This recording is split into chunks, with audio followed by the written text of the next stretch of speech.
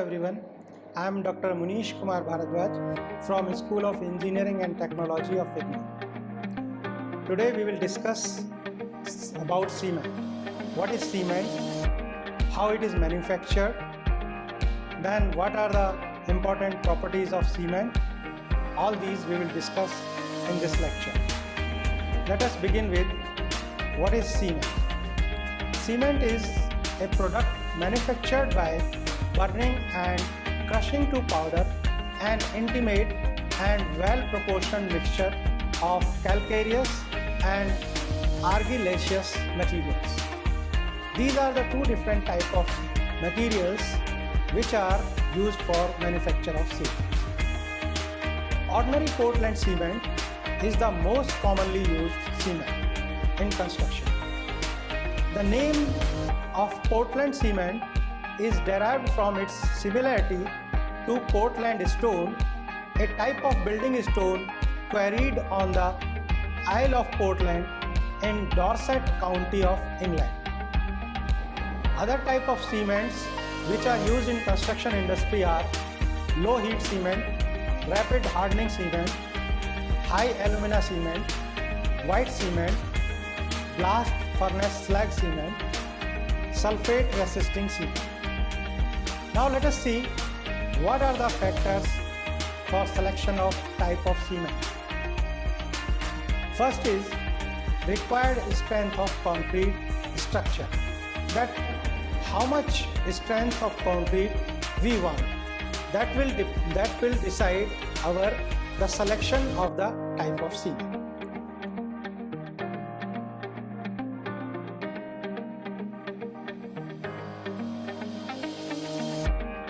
Let us see the manufacturing process of cement.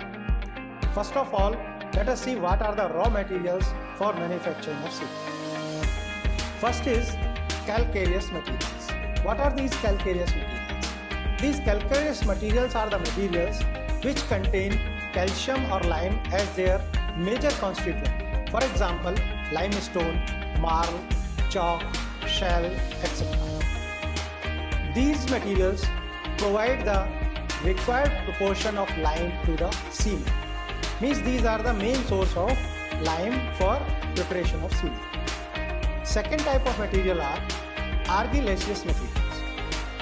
These are the materials which contain alumina as their major constituent. For example, shale, clay, laterite, etc. These materials provide the required proportion of silica, aluminium, oxide of iron, etc. to the cement. Now let us see what is the process basically. What happens basically when we are manufacturing the cement. In the process of manufacturing of cement, the grinding of the raw materials is done first. Raw materials, as we saw here in the last slide, that calcareous materials and the argillaceous materials are the raw materials. They are first ground. Then mixing of these materials is done intimately in certain proportions. It is not that you can just mix any amount of argillaceous material and any amount of calcareous material.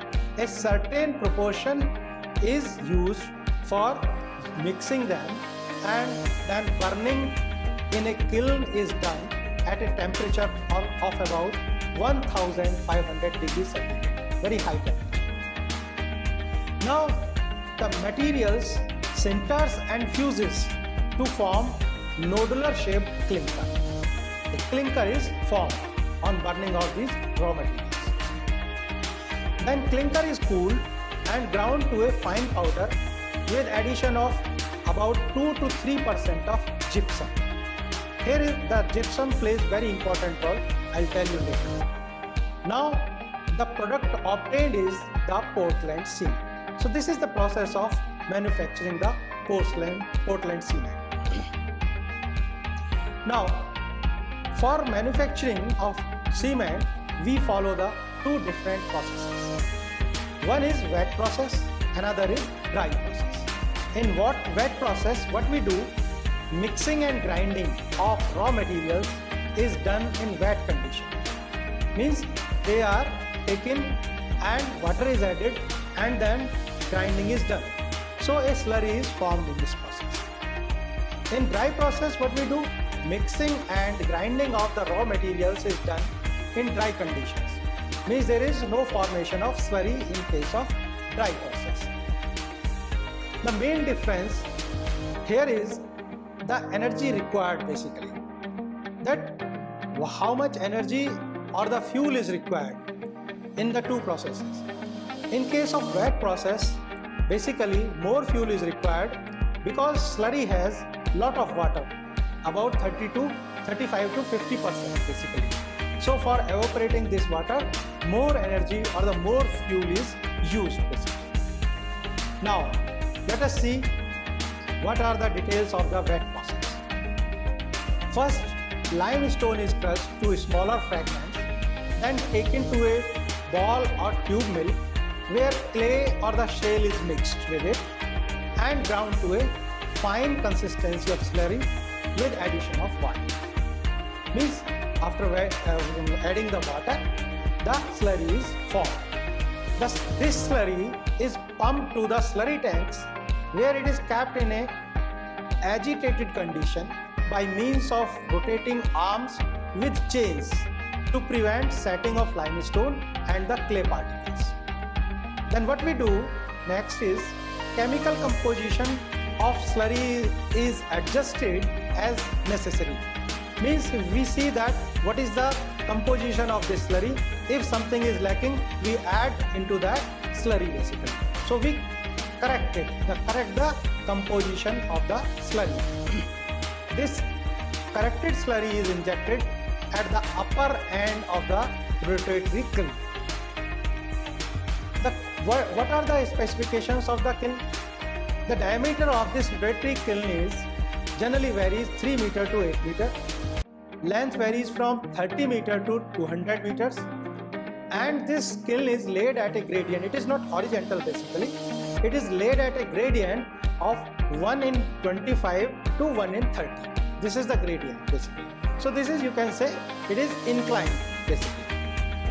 Now this refractory lining is provided on the inside surface of the rotatory kiln basically. And this kiln rotates at about 1 to 3 revolutions per minute about its longitudinal axis.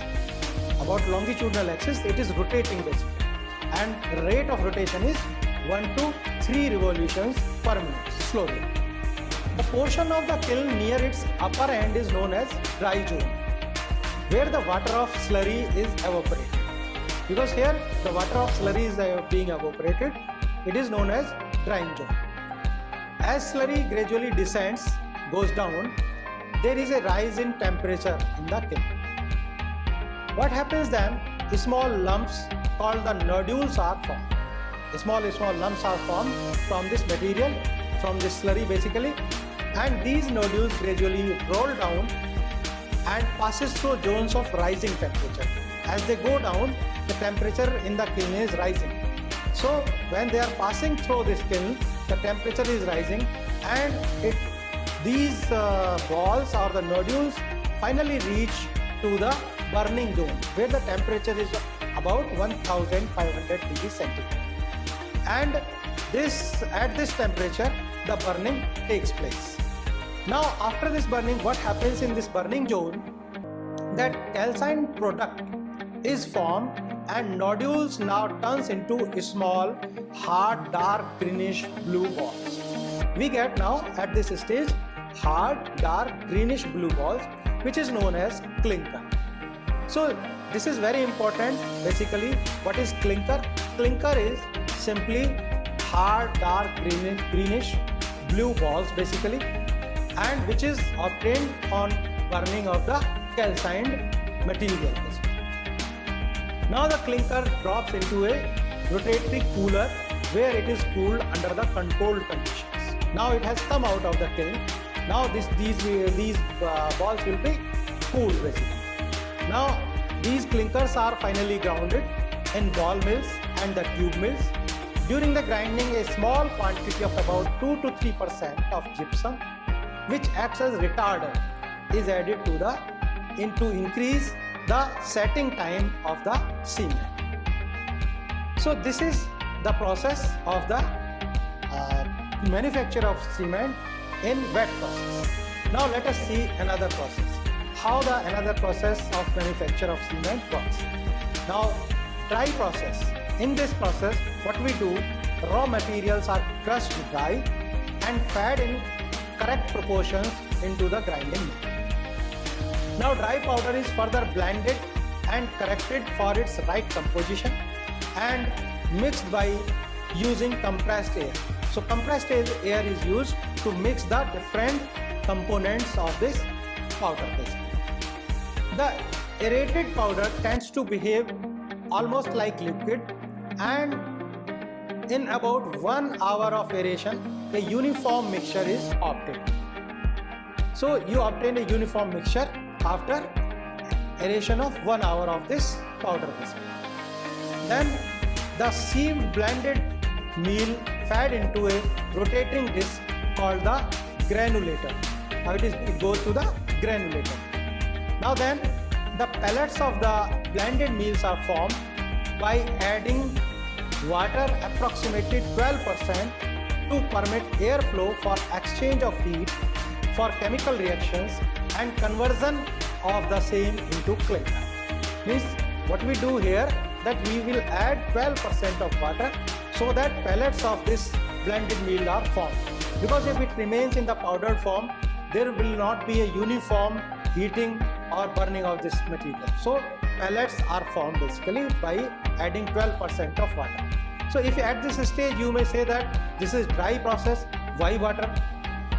This is basically dry process because here we are adding very small amount of water of 12% to form the pellets basically. We are not forming slurry as we have done in case of wet process basically. So this remains in the almost dry form. We are forming pellets only by adding some water basically. Now after burning of these pellets, we get the clinker. The dry process is economical and the equipment used is comparatively smaller. The consumption of coal in this method is very low as compared to the wet process because we are burning here in a dry form basically. Now let us see what are the different oxides in the raw material of the ingredients of the Portland cement. This is very important basically, that what are different oxides. So let us see one by one. Chemical ingredients: lime, chemical formula CaO, calcium oxide. Commonly used percentage is generally 63% and range is from 60 to 65%. Silica, having chemical formula SiO2, it is used 22% in this total material and the usual range is 17 to 25. Alumina, which is having chemical formula Al2O3, 6% of it is used in this powder and general range is 3 to 8%. Iron oxide Fe2O3, 3% is generally used but range is 0.5 to 6%. Magnesia MgO, generally we use 2.5% and with range of 0.1 to 4. Sulfur trioxide SO3, 1.25% is used and general range is 1 to 3%. Alkalis, soda and potash basically, Na2O3 and K2O, generally the percentage is 0.25 and it range from 0.2 to 1%. So this is the, you can say the percentage wise oxides composition of the ingredients of the Portland cement. Now let us see what are the functions and effects of these chemical ingredients. First let us take lime. Lime is the major ingredient of the cement. It makes cement sound and also provides strength to the cement. Lime in excess, if we are using in excess, then lime makes the cement unsound and causes the cement to expand and disintegrate. The deficiency of lime will decrease the strength and cause the cement to set quickly. These are the functions and the effects of lime. Let us see what are the functions and the effects of silica. Silica provides strength to the cement. Silica in excess causes the cement to set slowly. Let us see what alumina does. Alumina lowers the clinkering temperature, that at low temperature clinker formation may occur. It provides quick setting property to the cement, and if it is in excess, then it weakens the strength of the cement. Now let us see what are the functions of iron oxide. Iron oxide provides color, hardness and strength to the cement. It helps the fusion of material at lower temperature during the manufacturing of cement. What is the function of magnesia? Magnesium oxide provides color and hardness to the cement. Excess magnesium oxide remains in free state and makes the cement unsound, means it is harmful. Then sulfur trioxide. Sulfur trioxide makes the cement sound if present in very small quantity, but if it in excess, sulfur trioxide makes the cement unsound. Then what is the role of alkalis? Alkalis may be present in a very small quantity. Alkalis in excess causes efflorescence, means it is also harmful. Now let us see the chemical compounds of cement. That after burning of the raw materials, what chemical changes occur? What are the chemical compounds that are formed?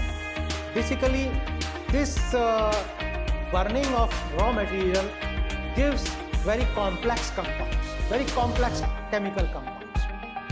These compounds are tricalcium silicate, 3CaO, SiO3, abbreviation generally we use C3S, and range in percentage is 25 to 50, but commonly its proportion is 40% present in the cement. Then dicalcium silicate, twice CaO, SiO2, generally we call it as C2S, range is 21 to 45%, but commonly it is found 30%. Tricalcium aluminate, 3CaO, Al2O3, commonly called as C3A, percentage range is 5 to 11, and generally we found that 11% is present in cement. Next is tetracalcium alumina ferrite, 4CaO, Al2O3, Fe2O3, but simply we call it as C4AF.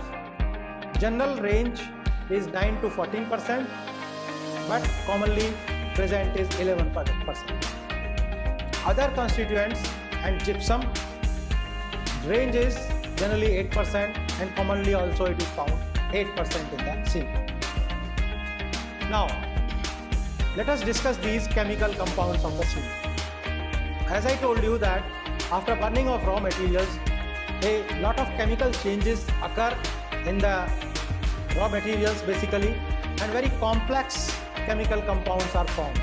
These are generally known as box compounds, and their order of formation of these box compounds is: first is C4AF, then C3A, then C2S, then C3S.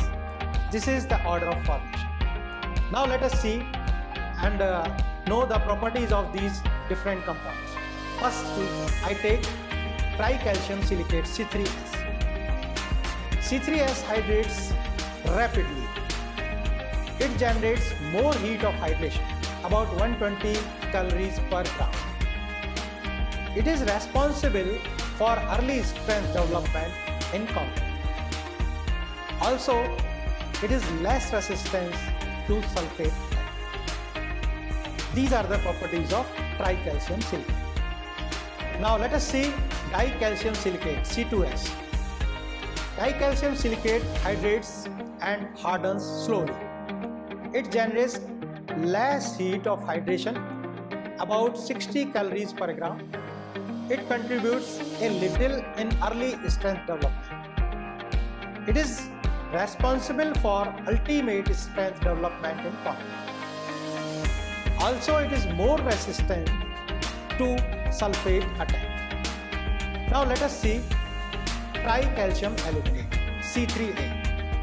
Tricalcium aluminate causes initial setting of cement and it helps in early strength development in concrete. It generates large amount of heat of hydration, around 320 calories per gram. It hydrates very fast. It is the first compound to react with water. It is less resistant to sulfate attack and also it does not contribute much to ultimate strength development in concrete. Next compound is tetracalcium aluminoferrite C4AF. C4AF is slow in reaction. It generates less heat of hydration. It is comparatively inactive and thus poor in early strength development. It does not contribute to develop ultimate strength as it has poor cementing value. It is less resistant to sulfate attack. C3S and C2S control most of the strength developing properties of the cement. The sum of their percentage range varies from 70 to 80%. Means these two compounds basically combined makes the 70 to 80% of the cement. By changing the relative proportions of these compounds, different type of cements can be manufactured. Now let us see the chemical composition of important cements. In ordinary Portland cement, C3S is 40%, C2S is 30%, C3A is 11% and C4AF is 10%. Whereas if you see for low heat cement, C3S is 25%, C2S is 45%, C3A is 6% only, C4AF is 14%. For rapid hardening cement, C3S is 50%, C2S 21%, C3A 9%, C4AF 9%. In sulfate resisting cement, C3S is 40%, C2S is 40%, C3A is 5% and C4AF is 9%. So that way you see that by changing the proportion of these compounds, percentage of these compounds, you can get different type of cement. Now let us see physical properties of the cement. Fineness of the cement, setting time, soundness of cement, compressive strength of cement, heat of hydration of cement and specific gravity of cement. These are the physical properties of the cement. Let us take one by one. Fineness. Fineness can be defined as the degree of grinding of cement. Fineness of cement is a measure of the size of particles of cement. For a given weight of cement, the surface area is more for finer cement than for coarser cement. Means fine cement will be having more surface area, coarse cement means coarse particles will be having less surface area. Finer the cement, the rate of hydration is more. Means rate of hydration is governed by the fineness of the cement. So this is the importance of fineness of cement. Since more surface area is available for chemical reaction, so the reaction is fast. Rate of hydration is fast. This results in greater strength development. Now, if it is fine beyond a certain limit, means if the cement is fine beyond a certain limit, its cementative property reduces due to prehydration by atmospheric moisture.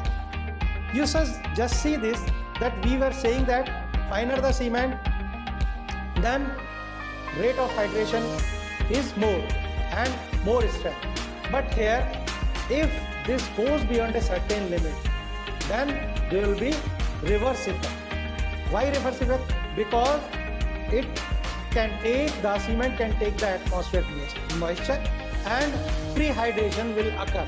When we are not using even the cement, then prehydration will occur and there will be a deterioration of the cement. So So that way cement should not be more fine beyond certain limit. Next is it is measured in terms of percentage weight retained on ISC number 9 after 15 minutes of sieve. So this is the method that how we measure the fineness of the cement. That if you sieve the cement on the ISC number 9, so after 15 minutes of sieving, what percentage of the cement by weight is retained, that will be reported as the fineness. Also, it is measured by air permeability method, and here it is represented as centimeter square per gram. Means the fineness of cement will be here, we will be representing it in centimeter square per gram. Centimeter square is the surface area basically for unit weight of the cement. Next is the setting time. What is setting time basically? The phenomena by virtue of which the plastic cement paste changes into hard mass is called as setting time of cement. Means when we add water to the cement, then it turns into plastic stage, but with time it hardens. So when it loses its plasticity basically and becomes hard, then it is called as setting time. Setting time are of two types basically: initial setting time and final setting time. Initial setting time is the time at which the cement paste loses its plasticity after addition of water, basically is initial setting time. What is final setting time? Final setting time is the time corresponding to the paste becoming a hard mass basically, and it is known as final setting time. The mixing, transportation, placing and compaction of concrete must be completed within the initial setting time of cement. This is the importance of the setting time, that all operations, all concreting operations should be completed before the initial setting time. If it goes beyond, our concreting operations goes beyond the initial setting time, then it is of no use, because now the paste is getting hardened basically, and you will not get the desired results. Now next property is soundness of the cement. What is soundness? The phenomena by virtue of which cement does not undergo large change in volume when treated with water is called soundness. Means change of volume on addition of water is the soundness. An unsound cement will disintegrate due to volumetric changes caused by the presence of free lime and magnesia in cement. Means these two things, these two compounds are responsible, basically these two materials are responsible for causing unsoundness of cement. These are lime and the magnesia. Now next property is compressive strength. The strength of cement in compression is judged by finding the compressive strength of cement mortar. What we do for that? Cement and sand mortar in the ratio of 1:3, 1 part cement and 3 part of standard sand is used, and cubes of 7.06 centimeter by 7.06 centimeter by 7.06 centimeter are prepared. They are cured and then tested. So whatever strength we get after testing of these cubes, that is reported as the compressive strength of the cement. Now next is heat of hydration. What is heat of hydration basically? Chemical reaction between cement and water is the exothermic reaction. Exothermic reaction means the heat is generated, heat is evolved, and this process is called as the hydration process. This chemical reaction is called hydration process. The cement chemically reacts with water and heat is generated. This heat is called as the heat of hydration. Means the heat evolved in the hydration process is called heat of hydration. The disadvantages of this heat of hydration is that if we are doing mass concreting like in dam construction, so this may cause the heat, due to the heat, basically the stresses will generate and there may be cracks in the structure basically. So heat of hydration should not be much basically. Now next property is specific gravity. That what is the specific gravity? The specific gravity of the Portland cement is about 3.15. The specific gravity is not an indication of the quality of cement basically. That it doesn't give the indication of the quality basically. It is used in calculation of the mix proportions. When we do the design mix basically, there this property of the cement will be used. So in this discussion, so here we discuss what is cement, how cement is manufactured, what are the ingredients of cement, what is the chemical composition of cement, the effect of different chemical compounds in cement. Then we discuss the properties of cement. Basically we discuss here the physical properties of cement. Thanks for watching and listening.